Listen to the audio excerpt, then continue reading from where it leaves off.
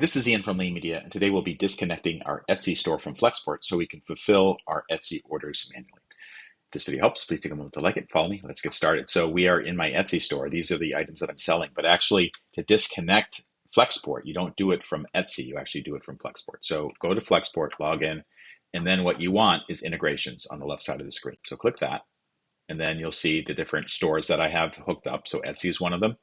All I need to do is click the disconnect button. It'll say, are you sure? You say, yes, disconnect. So it'll be disconnected. The other thing that you need to do is go into your Etsy store. First of all, make sure that the inventory you are going to start fulfilling now on your own is correctly reflected in these listings.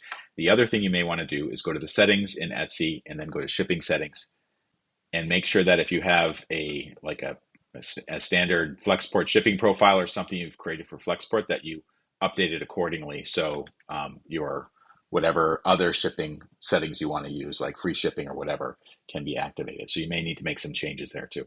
I hope this video helped. If it did, please take a moment to like it and follow me, and I'll see you next time.